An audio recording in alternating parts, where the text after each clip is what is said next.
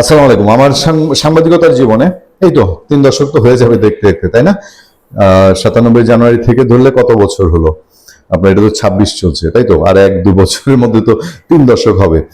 আমি ডিজিএফআই চিফের এর আগে ডিজিএফআই চিফদের নিয়ে নেগেটিভ নিউজ প্রচুর দেখেছি, প্রচুর। বিশেষ করে 4 দলীয় জোট সরকার বিদায় হওয়ার পর থেকে একদম শেখ হাসিনা সরকারের পর্যন্ত এবং সরকার চলাকালীন সময় না, যেমন 4 দলীয় জোট সরকারের সময় ডিজিএফআই চিফ যারা ছিলেন, ওই সরকার যতদিন ছিল ততদিন পর্যন্ত কিছু শোনা যায়নি, কিন্তু সরকার বিদায় হওয়ার পরেই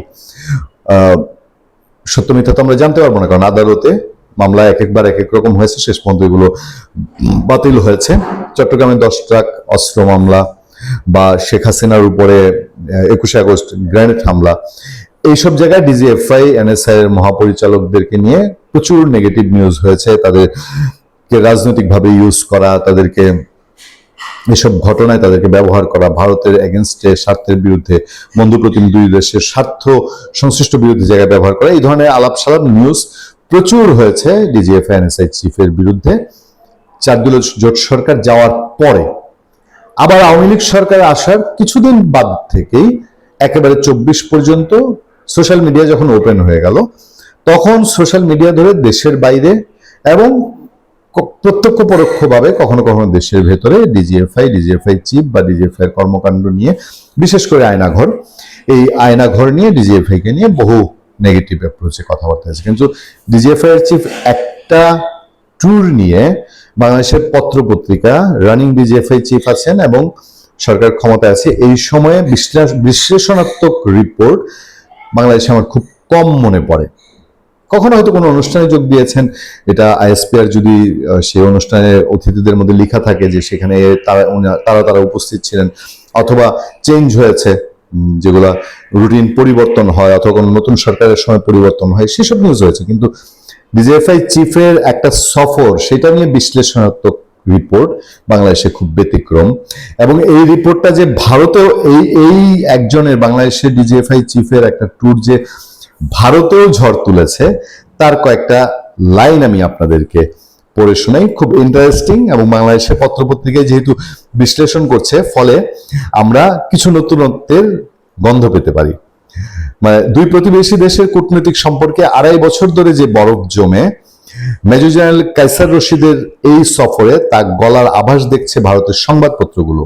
একটু ছোট করে বলি যে বাংলাদেশ তারেক রহমানের নেতৃত্বে সরকার গঠনের কয়েক সপ্তাহের মধ্যে এ মাসের শুরুতে ভারত সফর করে এলেন বাংলাদেশের প্রতিরক্ষা গোয়েন্দা মহাপরিদপ্তরের ডিজিএফআই এর প্রধান মেজর জেনারেল মোহাম্মদ কায়সার রশিদ চৌধুরী। সফরে তিনি ভারতের জাতীয় নিরাপত্তা উপদেষ্টা অজিত দোভাল সহ ভারতের কয়েকজন শীর্ষ সামরিক ও বেসামরিক গোয়েন্দা কর্মকর্তার সঙ্গে বৈঠক করেন। এর আগে আমরা আলোচনায় আপনাদেরকে এই সম্পর্কে কিছু জানিয়েছি। সেখানেই বলা হচ্ছে, দেশটির অনলাইন সংবাদপত্র, আমরা দ্য প্রিন্টের সংবাদ নিয়ে আপনাদের সঙ্গে আলোচনা করেছিলাম। দ্য প্রিন্ট শিরোনাম করেছে, গত সপ্তাহের গোপন সফর দিল্লি ঢাকা সম্পর্কে বরফ গলার ভিত্তি তৈরি করেছে।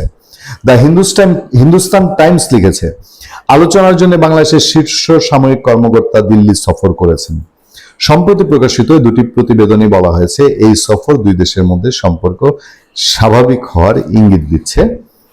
তারপরে ব্যাকগ্রাউন্ড তুলে ধরা হয়েছে, ভারতের সাথে সম্পর্ক কিভাবে নষ্ট হয়েছিল সেই ব্যাকগ্রাউন্ড।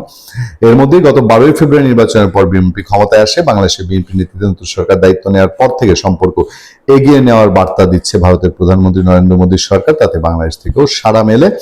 তারপরই দিল্লি সফরে যান ডিজিএফআই প্রধান মেজর জেনারেল কায়সার রশিদ চৌধুরী। তিনি ভারতের গোয়েন্দা সংস্থা রিসার্চ অ্যান্ড অ্যানালাইসিস উইং বাংলাদেশের নামে সর্বাধিক পরিচিত, এবং নিয়ে দীর্ঘ বাংলাদেশে আলোচনা হয়, বাংলাদেশের রাজনীতিতে আলোচনা হয়।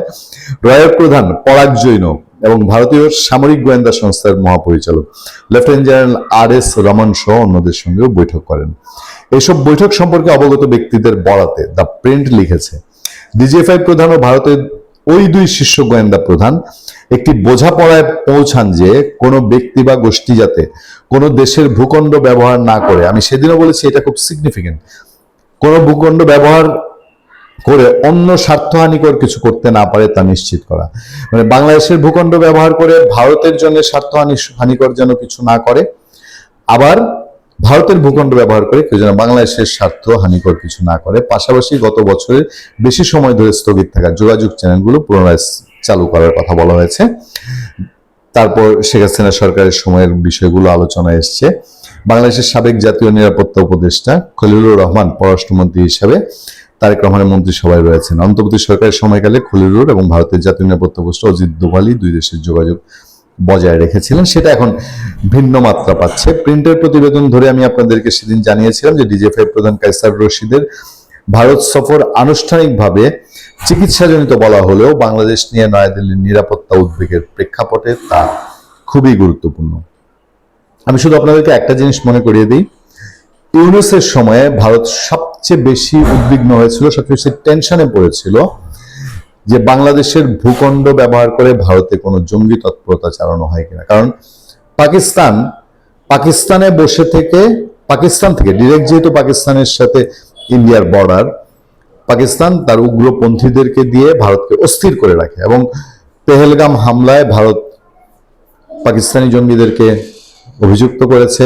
তার পাল্টা হিসেবে ভারত সামরিক অভিযান চালিয়েছে, যুদ্ধ হয়েছিল দুই দেশে। সেই পাকিস্তান প্রীতি ইউনূস সরকারের সেটাকে কাজে লাগিয়ে বাংলাদেশের ভূখণ্ডকে ব্যবহার করা হয় কিনা। এবং পাকিস্তানের যখন উগ্রপন্থীরা বলেছিল যে এবার যুদ্ধ শুরু হবে পূর্ব ফ্রন্ট থেকে, মানে বাংলাদেশকে ইঙ্গিত করে এদিক থেকে, তখনই কিন্তু সবার মুখে মুখে এই আলাপ ছিল। ফলে এই যে দুই দেশের শীর্ষ সামরিক কর্মকর্তার মধ্যে যে মিটিং, সেখানে এই প্রসঙ্গটি জোরদার এসছে, মানে দুই দেশই তাদের সিকিউরিটি, জাতীয় নিরাপত্তাটা আগে নিশ্চিত করতে চাইছে। ভালো থাকবেন, সুস্থ থাকবেন। আপনার সাথে আমি আতিক রহমান, পূর্ণিয়া।